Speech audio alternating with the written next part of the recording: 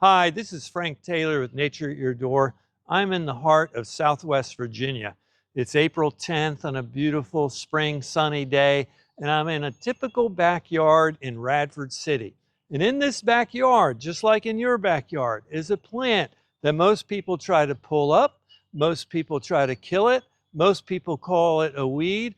And this plant right here is more nutritious than any vegetable in the grocery store shelf right now. This plant is purple dead nettle, and not only is it edible, but it's really nutritious.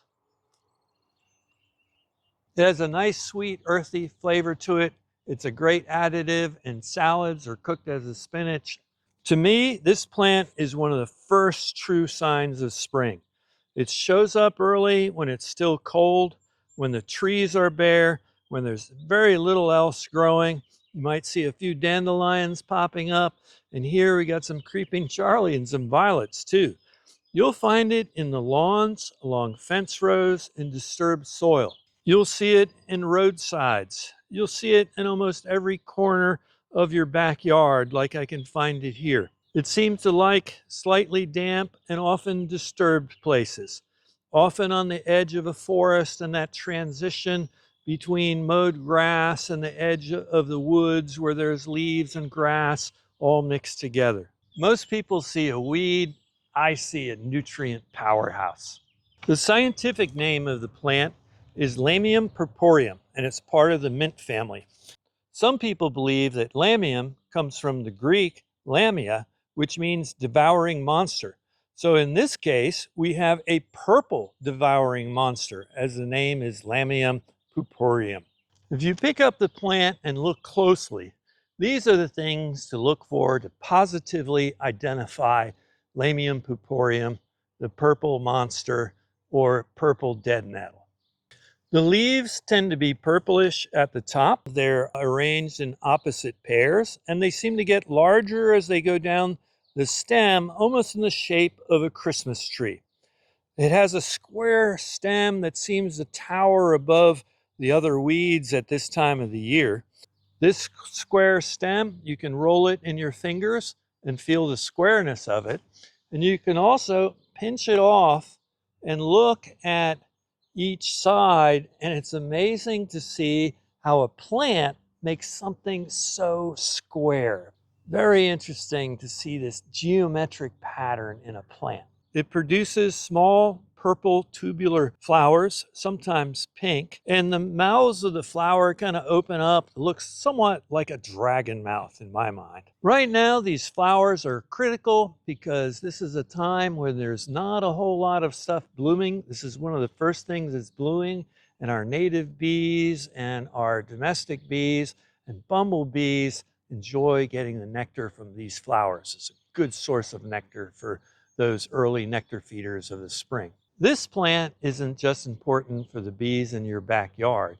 It could be pretty incredible for you too. Purple dead nettle is packed with vitamin C, iron, antioxidants, anti-inflammatory compounds. Think about this. Many grocery store vegetables have been bred over generations, not for maximum nutrition, but for fast growth, for appearance, for their shelf life, and their ability to be shipped long distance and stored for a long time. Plants like this, growing wild, often produce many more protective, antioxidant, anti-inflammatory compounds than your average grocery store bought vegetable. And it's these compounds that give them their incredible nutritional value. This plant is completely edible. So some people prefer to make it an additive in salads and to use it cooked like a green, just like you would spinach. You can cook it in soups, you can saute it like other greens, develop it in quiches, and my favorite thing is to make it into a pesto. Listen, I'm no forager or herbalist or survivalist. I'm just an average Joe when it comes to eating plants outdoors, but this is something that, well, I can do, you can do it too. So in my pesto recipe, I like to take off the tops of these plants, including the flowers and those top tender leaves, leaving the stem behind for it to grow again. I rinse them well under running water to remove insects and particles of dirt. And then I take 2 to 3 cups of packed purple dead nettle, leaves and flower tops, about a half cup of nuts. In this case, I'm going to use walnuts, but you can use a lot of different kinds of nuts. A half a cup of Parmesan cheese, a half a cup of olive oil, 3 to 5 fresh garlic cloves, and a teaspoon or 2 of lemon juice and salt and pepper. Put all this stuff in a food processor, emulsify it, add the oil, keep it running for a little while till it gets nice and drizzly and smooth. Wow, this is seriously delicious. Texture, flavor, really, really amazing. You got to try this. And at the end of it, I love to serve it over spaghetti. Of course, don't eat anything you can't 100% ID. Purple dead nettle gets its name, dead nettle, because when it's coming up, it looks somewhat like a nettle, but it's not stinging. Don't mistake purple dead nettle for a nettle and start pulling it up with your hands, and you'll be sorry in a few minutes. Historically, plants like this were brought purposely from Europe by settlers for their early spring nutrition. They brought seeds of this plant to plant in their gardens.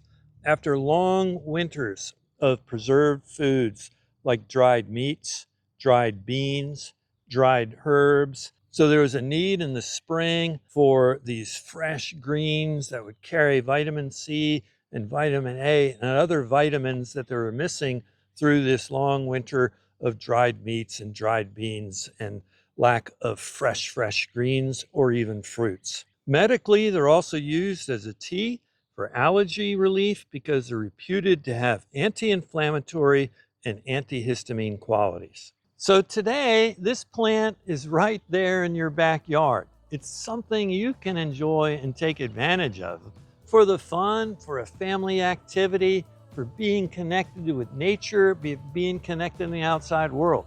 Culturally, we're taught when we're outside, don't put that in your mouth, spit that out. But this is something you can enjoy. And there's so many other plants, just like purple dead nettle, that have many edible and nutritional value to them that you can also enjoy. So this is a little bit of an alternative to fighting weeds. Instead of fighting those weeds, you can eat those weeds and have a little fun as well. Remember, if you like what I do on this channel, please subscribe, give me a like. And if you like learning about these edible foods, check out my playlist for more on these backyard plants. And remember, I cover all things nature, from frogs, toads, snakes and turtles, the myriapoda, insects, trees, wildflowers, and fungi. I cover all the things you might encounter just outside your door. Thanks again for watching this episode of Nature at Your Door.